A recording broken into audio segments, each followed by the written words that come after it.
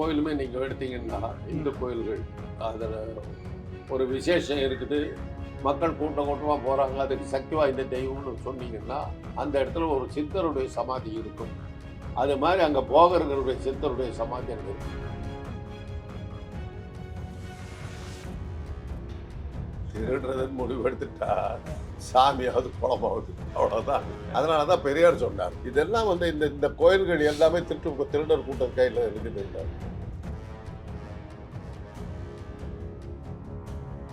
இன்னைக்கும் வந்து கருவறைக்குள்ளார வந்து என்ன நடக்குதுன்னு யாருக்கும் தெரியாது. கருவறைக்குள்ளார இருக்கிற கோயில்கள் அந்த நகைகள்லாம் ஒரிஜினலா இல்லையாங்கிறது யாருக்கும் தெரியாது. ஆண்டி கோலத்துல இருக்கிறதுனால பழனி முருகனுடைய படத்தை வந்து பூஜை அறையில வச்சு கும்பிட மாட்டாங்க அப்படிங்கிறது ஒரு இது. என்ன ஒரு ஆண்டியா இருக்காரு, அதனால அந்த படத்தை வந்து வீட்டுல வச்சு பூஜை பண்ண மாட்டாங்க.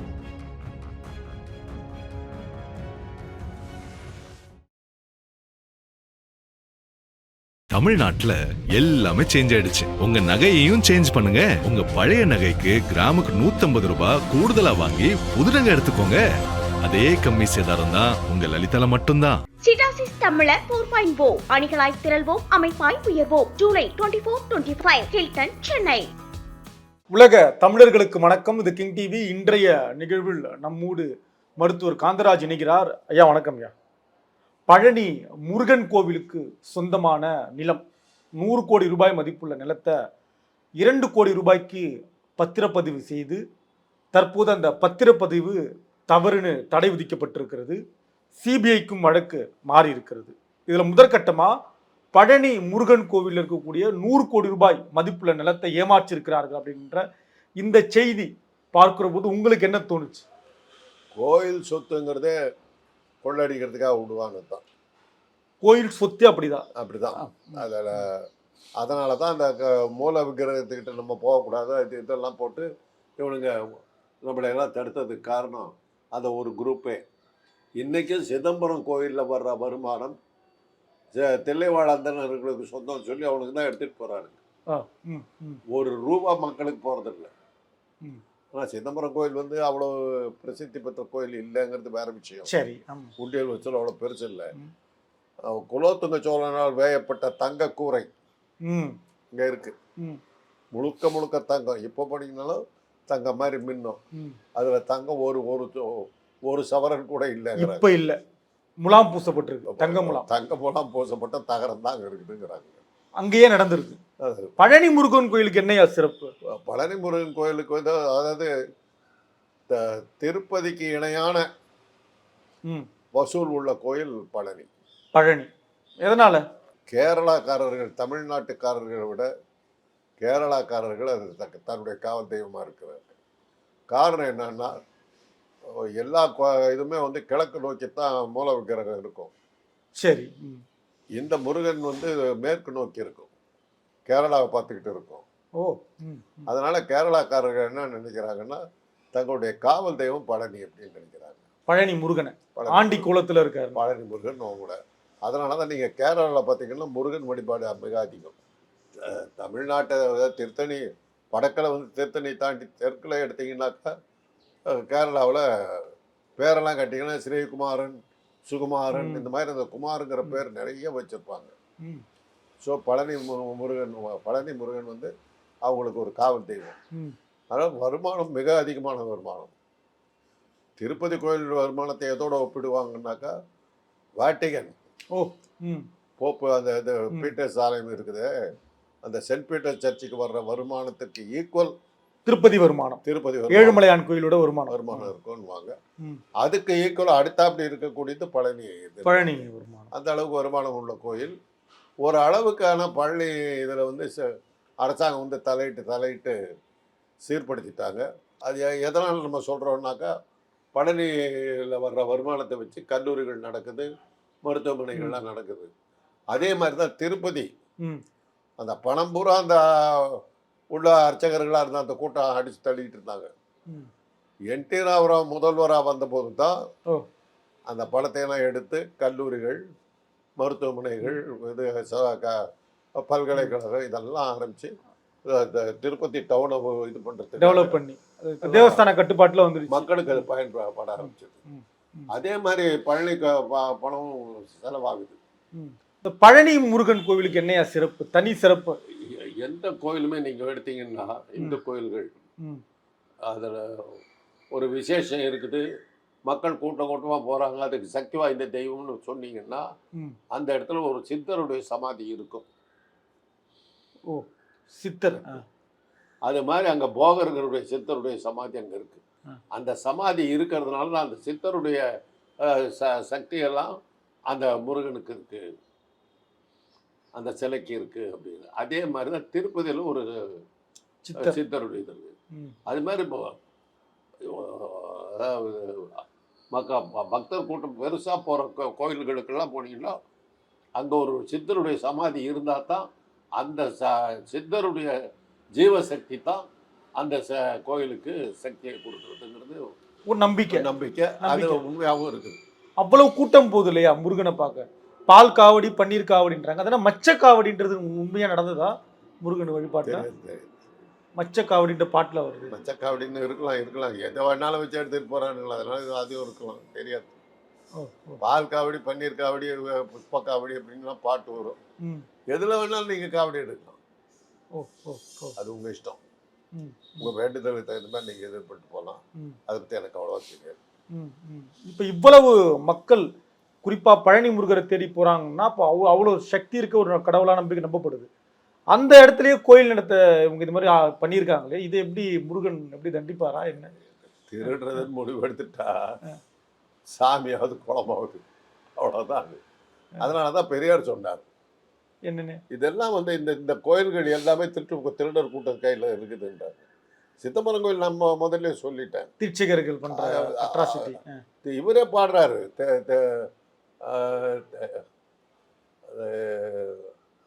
அடியாருக்கும் அடியேன்னு சொல்லி ஒரு பாட்டு வரும். அதுல வந்து தில்லைவாழ் அந்தனத்துக்கு அடியாருக்கும் அடியேன் அப்படின்னு சொல்லி வரும். ஞானசம்பந்தரும் யாரோ பாடி இருக்காங்க. அவங்க காலத்துல இருந்தே அது அவங்க கிட்ட தான் இருக்கு. அது இன்னைக்கு வரலும் எடுக்க முடியல. நடுமதில திமுக அரசு வந்து அது அரசாங்கம் உடனே ஆக்கிச்சு. ஜெயலலிதா மாத்திட்டாங்க, திருப்பி அவங்க ஜாதிக்காரருக்கு மாத்திட்டாங்க. அதுல அவங்க கை வைக்கவே விட மாட்டாங்க. இன்னைக்கும் வந்து கருவறைக்குள்ளார வந்து என்ன நடக்குதுன்னு யாருக்கும் தெரியாது. கருவறைக்குள்ளார இருக்கிற கோயில்கள் அந்த நகைகள்லாம் ஒரிஜினலா இல்லையாங்கிறது யாருக்கும் தெரியாது. இந்த பழனி முருகர் இருக்கார் இல்லையா, உள்ள மூலவர், அவருக்கு என்ன சிறப்பு? அந்த சிலைக்கு எதாவது சிறப்பு இருக்குன்னு சொல்லப்படுது. அது நவபாஷாணம்னு சொல்லுவாங்க. ஓ, மூலிகைகள். அந்த மூலிகைகளால் செய்யப்பட்டது அந்த சிற்பம், அந்த முழு உருவமும் திருவுருவமும். சரி, அதனாலதான் இப்போ வந்து அபிஷேகத்தை தடவை வச்சுட்டாங்க. ஏன்? ஏன்னா அந்த இது பண்ணும்போது அந்த மூலிகையிலிருந்து கொஞ்சம் கொஞ்சம் உறிஞ்சி வரும். அதனால தான் அந்த தீர்த்தத்துக்கு அவ்வளோ மரியாதை. இந்த பஞ்சாமிர்தம் இருக்குது, அந்த பஞ்சாமிர்தத்துக்கு என்ன மரியாதைன்னா அந்த நவபாஷாண மூலிகைகள் மேலே பூசி எடுத்து செய்யறதுனால அந்த மூலிகைகளுடைய சக்தி இருக்குதுங்கிறதுனால தான் பழனி பஞ்சாமிர்தத்துக்கு அவ்வளோ மரியாதை. கொஞ்சம் கொஞ்சமாக என்னாச்சுன்னா சிலையினுடைய உயரம் குறைய ஆரம்பிச்சிது, தேய ஆரம்பிச்சது. சரியா, தேய ஆரம்பிச்சதுக்கு பிறகு தான் இப்போ வந்து மூல விக்கிரகத்துக்கு அபிஷேகம் கிடையாது, பக்கத்தில் இன்னொரு விக்கிரகம் செஞ்சு வச்சு அதுக்கு தான் அபிஷேகம். இதை பாதுகாக்கிறதுக்கு அதை பண்ணிட்டாங்க. ஆனால் ஒரு வெறி பிடித்த பக்தர் கூட்டம் யாருக்கு இருக்குன்னு எடுத்தீங்கன்னா திருப்பதி கோயிலுக்கு வேண்டிட்டு போவாங்க. சரி, ஆனால் அந்த ஒரு ஆக்ரோஷமாக அதுவும் வெறியோட வர்ற பக்தர்களை பார்க்கணுன்னாக்கா பழனி தான் போவாங்க. அதனால் அவ்வளவு ஈடுபாடு முருகன் மேலே. அது அவருக்கு அவ்வளோ சக்தி இருக்குதுன்னு ஒரு இது இருக்குது. நிறைய எனக்கு தெரிஞ்ச 20ஆம் நூற்றாண்டு நிறைய சேவைகள் செஞ்சாங்கன்னு எடுத்தீங்கன்னா தேவர் ஃபிலிம்ஸ், சின்னப்ப தேவர் நிறையா பண்ணார். மண்டபம்லாம் கட்டி விட்டார். அது பேரே இருக்கும், தேவர் மண்டபம். மலைக்கு போகிற வழியெல்லாம் கட்டி கொடுத்து இதெல்லாம் பண்ணியிருந்தார். இந்த மாதிரி நிறைய பேர் இருக்காங்க, நிறைய பேர். அதான் அந்த பண்டாரங்கள் வழிபாடுன்றாங்களா, அது என்னது பழனியில்? அதை பற்றி தான் தெரியும். கோயிலில் பூசாரியாக இருக்கவங்களே வந்து பண்டாரன்னு சொல்லுவாங்க, பண்டார சந்நிதின்னு சொல்லுவாங்க. அவங்களுக்கு பேர் பண்டாரன்னு பேர். பிறகு அது ஒரு ஜாதி பேராகவும் மாறிச்சு. சேலத்தில் பண்டாரங்கிறது ரொம்ப ஃபேமஸ். அந்த பண்டாரம் ஜாதியை சேர்ந்தவங்களாம் பெரிய பெரிய பணக்காரர்களாக இருக்காங்க. அவங்க பெரிய பக்திமானாக இருப்பாங்க. அவங்களுக்கு கட்டுப்பாட்டு கீழே நிறைய கோயில்கள்லாம் இருக்கும். சரி, அவங்கெல்லாம் வந்து வழிபாட்டு சம்மந்தப்பட்டவங்க தான். ம். ஆனால் பெரிய செல்வமும் செல்வாக்கு மிக்கவர். ஓ, பேரளவுல மட்டும் பண்டாரம். நீங்க பழனி முருகன் கோயிலுக்கு போயிருக்கீங்களா? அனுபவம் உண்டா? எனக்கு என் மகன் பிறந்த போது அவனை கூட்டிகிட்டு போய் அவனுன்னு சொல்லிட்டாங்க. சரி. அவனுக்கு கூட்டிகிட்டு போய் பழனியில் மொட்டை அடித்தாங்க. ஆ. மொட்டை அடித்து அவனுக்கு பஞ்சகச்சம் கட்டி அவனை கூட்டிகிட்டு வர்றாங்க. ஆ. அந்த பக்தர் கூட்டம் பறிச்சு அவன் காலில் விழுந்து 2 வயசு. அவன் துளுண்டு இருந்துக்கிட்டு வர்றான்ப்பா, இது கையில் குச்சை பிடிச்சிக்கிட்டு வர்றான். வந்து காலில் விழுந்து ஆசீர்வாதம் வாங்கி முருகா முருகா முருகா இந்த அளவுக்கு இருக்குது. அதான் நிறைய தடவை போயிட்டு வந்திருக்கீங்க. அதெல்லாம் வந்து அப்போ தான் எனக்கு கல்யாணம் ஆன புதுசு. ஆமா, அதானே அதுக்கு பிறகு தான் இந்த கோயிலுக்கு போகிறதெல்லாம் எனக்கு ஜாஸ்தி ஆச்சு. அதுக்கு முன்னாடி கோயில்களை பற்றி எனக்கு ஒன்றும் தெரியாது, பெரிய அபிப்பிராயம் கிடையாது. என் மனைவி வந்த பிறகு தான் அவங்க போகணும்னு சொன்னதுனால எங்கள் அப்பா எங்களை பழனிக்கு திருப்பதிக்கெல்லாம் அனுப்பிச்சார். அப்படி தான் எனக்கு இதெல்லாம் பரிச்சயம் ஆச்சு. அப்போ இந்த பழனி முருகன் படத்தை வாங்கிறதுக்கு நான் இது பண்ணீங்க, வீட்டில் வச்சு கும்பிடலாம் அப்படின்னு சொல்லிட்டு இது பண்ணும்போது அப்போ தான் என் மனைவி சொன்னாங்க, ஆண்டி கோலத்தில் இருக்கிறதுனால பழனி முருகனுடைய படத்தை வந்து பூஜை அறையில் வச்சு கும்பிட மாட்டாங்க அப்படிங்கிறது ஒரு இது. ஏன்னா அவர் ஆண்டியாக இருக்கார், அதனால் அந்த படத்தை வந்து வீட்டில் வச்சு பூஜை பண்ண மாட்டாங்க அப்படின்னு. இதெல்லாம் சில நம்பிக்கை இருக்கு இல்லையா? இன்னும் இருக்கு. ஆண்டி கோலத்தில் இருக்க முருகனுக்கு சொந்தமான இடத்தை இன்றைக்கு அவரை முருகனே ஆண்டி ஆக்கிட்டு போயிட்டாங்க. அதே மாதிரி தான் இப்போ கபாலி கோயிலை பற்றி கேட்டீங்களே. ஆமா, கபாலி கோயிலை சுற்றி இருக்கிற கடைகள் பூராவுமே அவ்வளோதான் அஃபேஸ் ஆட்டை போட்டு வழிபட்டாங்க. அவர் நடுமத்தில் வந்து எடுத்தாங்க, எதையோ ஒரு கோர்ட்டில் எதில் கேஸை போட்டு தடவை உத்தரவு வாங்கி அவங்க தான் அனுபவிச்சுட்டு இருக்காங்க. இந்த பேச்சு வழக்குல சிவன் சொத்து குலநாசம்னு வாங்கலையா, அதுக்கு என்னையா பொருள்? இது மாதிரி தானே. சிவன் சொத்தை கொள்ளடிச்சவங்க உருப்பிட்ட தான் வர்றாங்க கிடையாது, அவங்க குடும்பமே அழிஞ்சு போயிருக்கு. அதை சொல்லுவாங்க. இப்போ வந்து நீங்கள் முஸ்லீம் படையெடுப்பெல்லாம் பார்த்தீங்கன்னா பெருமாள் கோயில் அவன் இடித்த மாதிரி சிவன் கோயில் அவன் இடிச்சே இருக்க மாட்டான். எங்கே பார்த்தீங்கன்னாலும் பெருமாள் கோயிலை தான் அவன் இடிப்பான். அவன் பெருமாள் கோயிலுக்கு பக்கத்தில் தான் மசூதியும் இருக்கும். ஊரில் பார்த்தீங்கன்னாலும் பெருமாளுக்கு தான் வருமானம் ஜாஸ்தி சிவனை விட. சரி. அதனால தான் அதுக்கு பக்கத்தில் இங்கே கோயிலில் இது மசூதி இருக்கு. சேலம் கோட்டை பெருமாள் இருக்குது, அதுக்கு பதிலாக கோட்டை மசூதியும் இருக்குது. பிரசித்தி பெற்ற மசூதி அங்கே தான் இருக்குது. சிவன் கோயிலை தொட மாட்டாங்க, ஒரு பயம். அது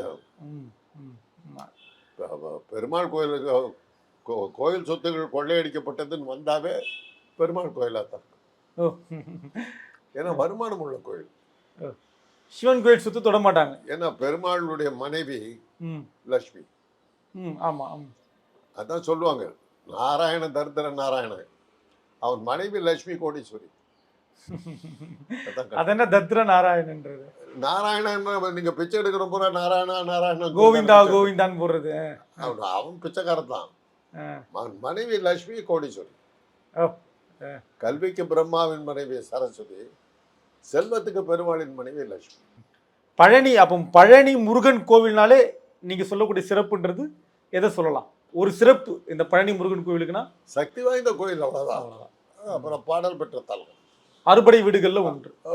திருமுருகாற்றுப்படையில் ட்ரெயினாக இருக்கு. அங்க விளையாடக்கூடாது இல்லையா? இந்த மாதிரி கோயில் சொத்து அபகரிச்சு விளையாடுறது பெரிய தப்பு. எந்த இது இருந்தாலும் தப்பு, அபகரிக்கிறதுக்கு தப்பு, அவ்வளவு தப்பு தான். அதுக்கான பலன் உண்டு. சிபிஐக்கு வர வழக்கு எல்லா மதத்திலுமே உண்டுங்க, எல்லா மதத்திலுமே உண்டு. ஒரு காலத்துல போப்பாண்டவருக்கு எகென்ஸ்டா வந்து மார்ட்டின் லூதர் கிங் வந்தார்.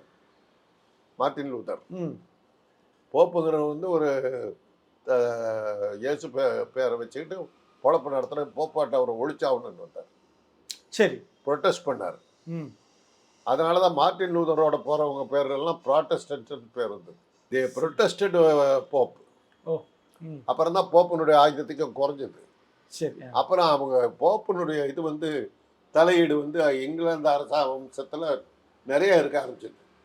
ஒரு சமயத்தில் என்ன ஆகி போச்சுன்னா, போப்பாண்டவர் வந்து இங்கிலாந்து அரசனை விட சக்தி வாய்ந்தவர், இங்கிலாந்து அரசர் வந்து போப்பாண்டவர் கீழே இருக்காரு அப்படின்ற மாதிரி வந்துருச்சு. உடனே என்ன பண்ணிட்டாங்க, இங்கிலாந்து அரசராக முடிச்சு விட்டிக்கிறவங்கலாம் ப்ராட்டஸ்டண்ட்டாக இருக்குன்னு போப்பை நம்பக்கூடாதுன்னு பண்ணிட்டாங்க. ஓ.